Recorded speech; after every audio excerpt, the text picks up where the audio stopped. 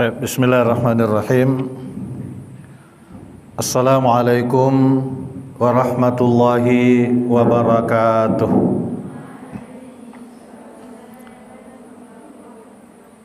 Alhamdulillah rabbil alamin, wassalatu wassalamu ala asyrafil anbiya'i wal mursalin.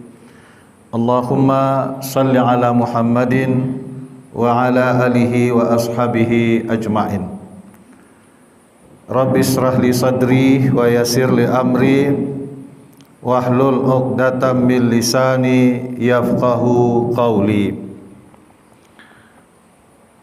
Baik hadirin hadirat para siswa dan siswi, ini siswi banyak ya, siswa di lapangan ya.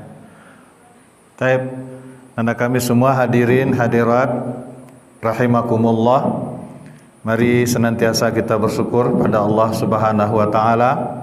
Pada pagi ini kita masih sehat, berarti umur yang diberikan Allah masih bisa kita pakai untuk taat.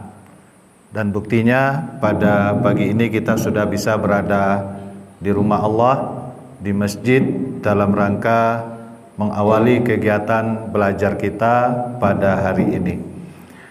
Salawat dan salam pada Nabi kita Nabi Muhammad Rasulullah sallallahu alaihi wasallam. Allahumma salli ala Muhammad wa ala ali Muhammad. Mari kita teruskan pelajaran kita.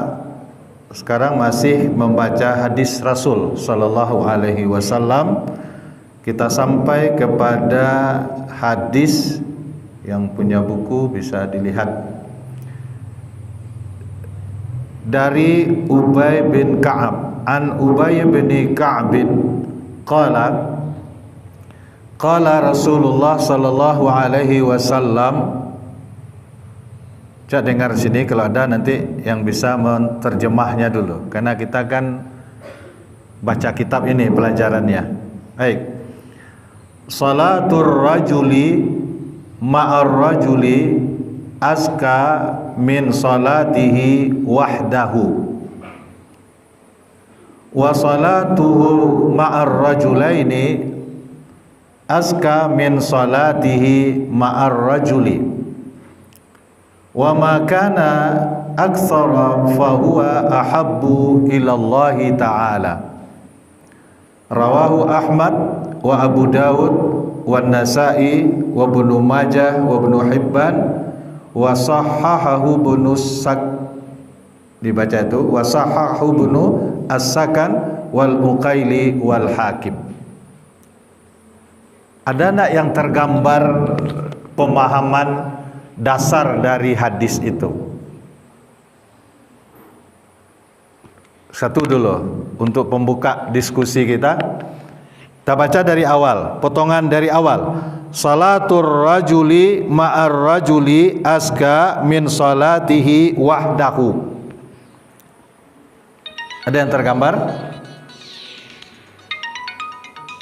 Azka, di mana kata kuncinya di situ? Azka.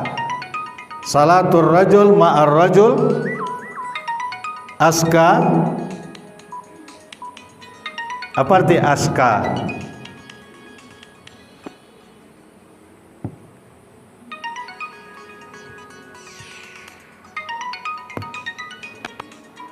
Ada buku ya? Apa Fauziah? Ada, sebut saya dulu, ada. Salatur rajul ma'ar rajul azka min salatihi wahdahu.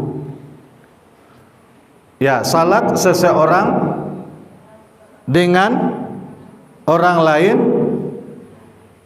lebih baik. Nah, lihat di bawah di catatan kakinya ada apa mana azka min salatihi wahdah. Nah, di bawah dijelaskan ai aksaru ajran. Nah, apa aksaru ajran? Lebih banyak pahalanya. Nah, kan jelas itu. Jadi ketika kita salat dengan kawan, itu lebih banyak pahalanya dari kita salat sendirian.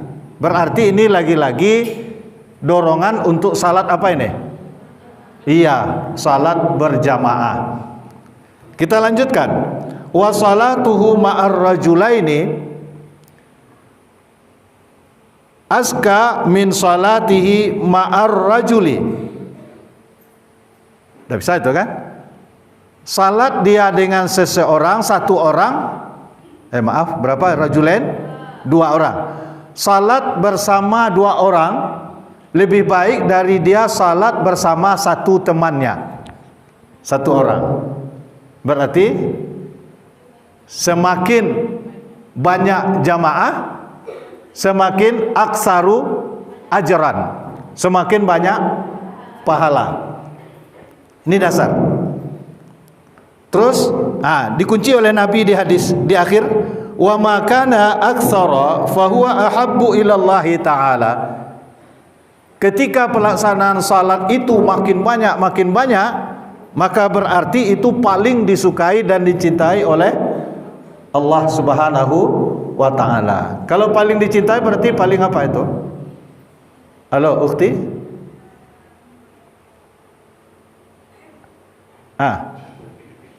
Ayo. Apa kesimpulannya? Ya itu, yang pegang kuku ini. Itu. Berarti salat, inti dari hadis Nabi ini apa? Semakin banyak teman kita salat, semakin banyak pahalanya. Baik, ini mempertegas ini. Semakin banyak jamaah, semakin banyak pahala. Ini dasar bagi kita untuk menjawab nanti kan ada orang alergi dia dengan jamaah yang ramai. Saya tidak mau salat di situ karena jamaahnya ramai. Salatnya dia sendiri atau salatnya dengan jamaah yang cuma 2 orang atau 3 orang. Nah, benarkah pilihan seperti itu? Benar pilihan seperti itu? Tidak. Harusnya bagaimana? Kita pilih jamaah yang banyak. Misalnya di masjid itu musalla.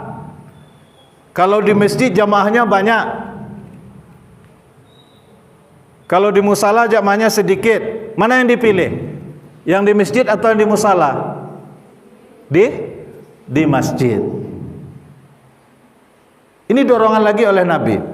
Jadi ketika jamaah banyak, berarti itu yang lain yang ikut salat itu mendapat bonus tambahan pahala dari Allah Subhanahu wa ta'ala. Makanya tidak benar alasan saya tidak mau salat di situ karena jamaahnya ramai. Keliru itu. Harusnya dibalik kan? Saya salat di situ. Kenapa? Karena jamaahnya ramai. Gitu yang harusnya. Nah, itu satu. Jadi nilainya lebih tinggi di sisi Allah ketika jamaah itu banyak. Nah, jadi kalau kita santri nih, kita siswa atau siswi nih, kita salat berjamaah di masjid, itu harusnya jamaah yang lain juga datang. Kenapa? Oh, sekarang jamaah ramai di masjid, berarti banyak pahala saya ini. Lebih mendorong orang yang lain untuk salat di masjid kita ini. Itu harusnya. Jadi bisa ke masyarakat sekitar jadi dorongan ini, oh saya salatlah di masjid. Kenapa? Karena santri banyak salat, berarti jamaah banyak ini, saya salat ke masjid.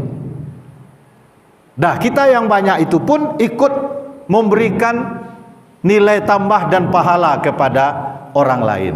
Jadi ketika anak-anak kami dan kita semua ramai kita salat di satu tempat atau di masjid, ini sebenarnya menambah pahala pula kepada orang dan masyarakat yang salat di situ.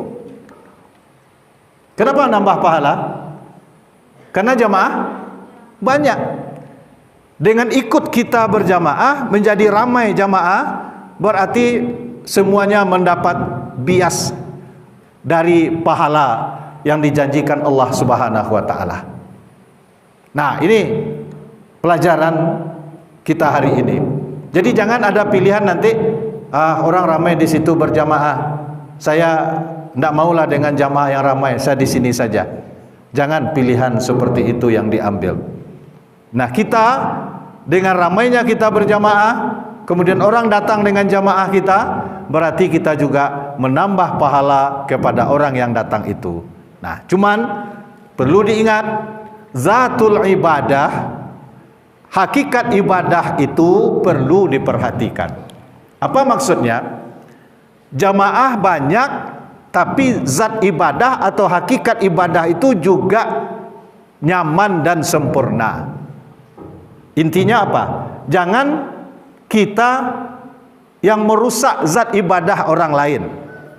Orang ingin cari pahala banyak, dia salat ikut bersama kita, bersama siswa, bersama santri, dia ingin dapat pahala. Tapi ketika kita tidak menjaga adab, artinya perilaku kita mengganggu zat ibadah orang, itu tentu tidak jadi kita dapat pahala banyak. Ini perlu jadi perhatian. Makanya kita ingin memberi pahala kepada orang dengan banyaknya kita mengisi masjid, salat berjamaah. Orang yang datang ikut mendapat pahala yang banyak. Namun syarat bagi kita dijaga hakikat dan zat ibadah itu. Artinya jangan dirusak zat ibadah. Kita ribut misalnya, kita mengganggu pelaksanaan ibadah orang. Dapat juga pahala yang banyak itu. Dapat juga pahala begitu. Kalau zat ibadah rusak sementara kita menginginkan pahala yang banyak, bisakah itu didapat? Tidak. Karena zat ibadah penting. Ya. Al-fadilatul muta'alliqah bizatil ibadah, yang berkaitan keutamaan dengan zat ibadah itu lebih diutamakan daripada yang berkaitan dengan tempat dan waktu. Artinya kita ingin mengajar tempat karena ini ramai orang berjamaah, di masjid kita berjamaah pahala banyak. Iya, tapi syaratnya ketika zat ibadah, hakikat ibadah itu jangan rusak. Itu intinya. Kalau rusak ibadah, tidak jadi kita memberikan pahala yang banyak kepada orang yang datang berjamaah dengan kita. Ini yang perlu dijaga. Makanya ketika anak-anak kami ikut meramaikan masjid, meramaikan musalla, itu hakikatnya kita memberikan tambahan pahala kepada orang yang berjamaah di situ. Namun perlu diingat, dijaga zat ibadah itu. Artinya apa? Kita jangan ribut, kita jangan mengganggu orang, jangan merusak kekhusyukan orang salat berjamaah, maka disitulah pahala dua-dua itu dapat. Kita dengan khusyuk beribadah, kita juga dapat pahala. Dengan ramainya kita datang, kita berpahala banyak. Orang yang datang juga mendapat pahala yang banyak atau sedikit? Yang banyak. Jadi ini manfaat lagi dari kita berjamaah. Baik, jadi kita simpulkan dari hadis itu, pelajaran kita pagi ini, ketika jamaah lebih banyak, itu lebih utama dan lebih banyak pahala dari jamaah yang sedikit atau kurang jamaahnya. Kemudian ketika kita meniatkan berjamaah di satu tempat, kita meramaikan masjid musalla, berarti kita ingin memberikan pahala lebih kepada orang yang ikut berjamaah. Kemudian yang ketiga, perlu kita jaga hakikat ibadah dan pelaksanaan ibadah itu sendiri, sehingga pahala dan nilai lebih yang dijanjikan Allah melalui hadis Rasul ini bisa kita dapat. Bisa dimengerti pelajaran hari ini? Nah, ini jadikan dasar kenapa kita pergi memilih salat berjamaah di yang banyak, karena ini ada dorongan dari Nabi dalam hadis beliau. Kemudian kalau ada orang lain juga ingin datang, itu jamaah ramai di situ, saya ingin jamaah di situ. Apalagi ini siswa, santri banyak jamaah di situ, saya berjamaah dengan santri. Berarti niatnya juga ingin untuk memperbanyak nilai tambah pahala dari Allah Subhanahu wa taala.